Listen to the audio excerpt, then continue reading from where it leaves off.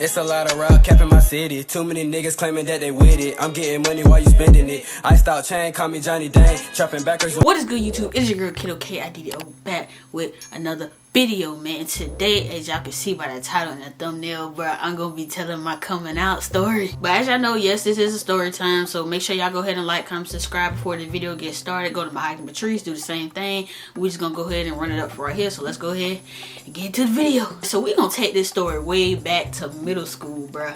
Yeah, I was a little fruitcake in middle school. Back then, I was telling everybody, nah, I ain't gonna be gay. I ain't gonna never be gay, bro.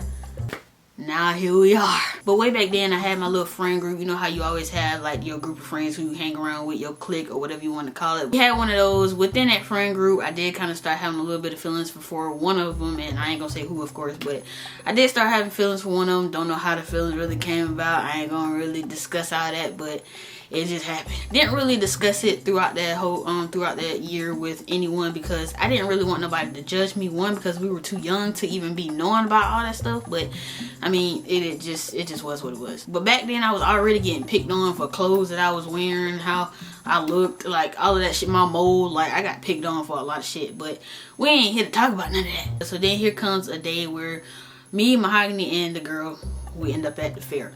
So at the end of the fair, I don't know what made us do that or what made me do that, or I don't even really know how it all happened, but I let out my feelings to her right then and there. And from then on, we were still friends. I mean, we're still cool to this day, don't get me wrong, but from then on, we were still friends, but like we all kind of just separated after, you know what I'm saying, everything happened, which has nothing wrong with that. So back then, I would say that was really when I first noticed that, like, damn, like I'm really gay out this bitch. Now moving on forward to like high school range, to where like my parents basically find out. This story is kind of gonna be, it ain't gonna be all over the place, but you just gotta listen. So I was at church and I was in this Girl Scout group, and we went on this trip to Savannah. No, Atlanta. It was Atlanta. Went to Atlanta, and in Girl Scout I had two other friends that I used to always hang around with, or we used to always conversate with each other every time we meet up for the Girl Scout meeting. Okay, boom. But this is where things started getting crazy. So we at the mall, right? Follow me. Stay with me. So we at the mall, me and my two friends, right? Now, we get in this little altercation or whatever. Like, it's really a kitty-ass argument or whatever. But we get into this altercation about what store everybody wanted to go to, or what everybody wanted to buy, blah, blah, blah, whatever. So me and one of the girls in that friend group got into an argument, a very, very heated argument. So we get into the argument. We end up at the food court where everybody was supposed to meet at, right? Damn. So we at the table, me and the girl exchanging a few words back and forth or whatever. So then she just started saying, she just started talking outside of her neck type shit. So then I had to put my hands on her. I ain't gonna lie, I did put my hands on her first. Now remember, this is a church Girl Scout group, bro.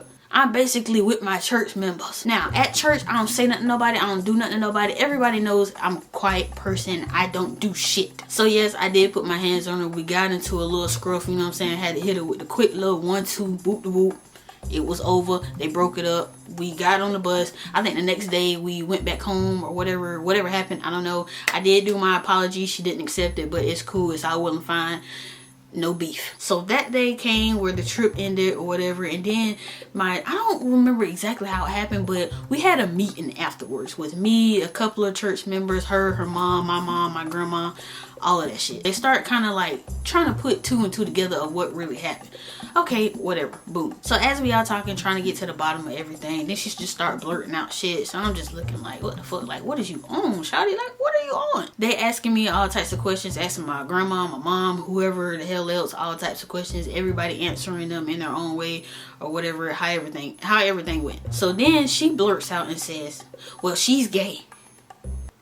Damn, bitch. I mean, don't get it fucked up. I wasn't really like mad, but that wasn't the place or the time to be blurting that shit out, nigga. What if I wanted to tell her myself? I mean, goddamn, you got my grandma in this bitch and my mom. My daddy, he was, none of my other family members were in there except my mom and my grandma. So my mom, we sit beside each other. She asks me, she says, are you gay? And I say, yes, I am. Even before all of that, I was kind of changing my style a little bit. I was dressing more boyish and had like kind of like my own style of how I was doing it. Back then I was using my sister's clothes to kind of dress it up in my own way, to where I had looked at boyish. Like I would wear a plaid button-up shirt with shorts and like, you know, like I said, just kind of dress it up to make it look kind of like in a boyish style. But I guess nobody really noticed it from that. But after that day, when that meeting happened, it got blurted out that I was gay, then you know what I'm saying, that was that. So that's the day that my mom found out that I was gay, and my grandma, both at the same time, as well as some other church members. But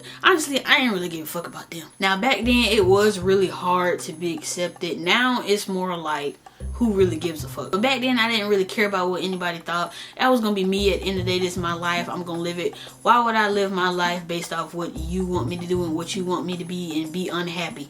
No. It just don't work like that. Now when we got into the little altercation at the meeting, see, this is the point where my dad finds out. It's the same day. This is where my dad finds out. So we leave the meeting. I think we go to my grandma's house, and then from my grandma's house we call my dad, see where he was at. He said that he was at it's at this local store that's like down the street from my house. So we pull up there and we see him already outside, I believe, walking, if I'm remembering this right. So we pull up to the grocery store. My dad is already outside, so we kind of like roll up beside him and roll down the window. So my dad comes to the car. He's looking in the car like this, like, you know, like what's going on type shit. So my mom, she's right here and I'm right here beside her. She's in driver's seat, of course, and I'm in the passenger. So she leans over, well, she looks over and she says, your daughter needs to talk to you. So when she said that, my dad is like, okay, imagine this is the window rolled down, right? So my dad, he's just looking in the window like this at me, like giving me this long stare without saying shit. So he's like this.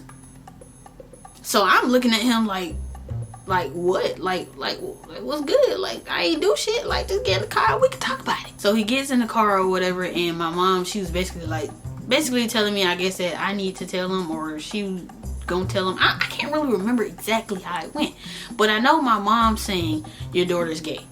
So when she said that, my dad, he's in the back seat now. He's in the back seat. He was like, oh, like, you know, like, oh, okay. See, what my dad was thinking, he thought I was pregnant, bruh. I'm far from pregnant. Trust me. I started kind of giggling a little bit because it was a little funny how he kind of reacted. But yes, that's how I came out. Now, over time, I did after everything was out, I did kind of start changing like my style more to where it was like I was wearing strictly boy clothes. I started changing my hair. I cut my hair. I went natural, which I was gonna go natural anyway because I can't do the perm thing no more. Now at school, like in high school, I was still kind of dressing like a girl from like 9th, 10th, like, like 9th, 10th grade. But I was still gay 9th, 10th grade, but I didn't start really dressing like a boy till like my 11th grade year, I should say. But yes, this is the story of me coming out. Sorry about the lighting. I know I don't have my ring light because we just came here for this little hurricane thing that they made us come home for, that ain't even really a hurricane. Well, at least not over here, it's not, but I do know some places it did hit pretty hard. So prayers out to you guys if you were badly affected by it. This is the end of the video. Make sure y'all go ahead and hit that like, comment, subscribe. If y'all want some more, dang, what the hell? If y'all want some more story times, please let me know down in the comments because I do got a good little bit of stories. But I love y'all and I pray y'all stay safe, stay blessed, and I am out this thing. Peace. I'ma stick to this shit till I fall on game. Gotta keep going, gotta maintain. She find it out right now, she wanna get paid. It's like you thought, bitch, I just want the face. I'm still praying that my boys be the case. Can't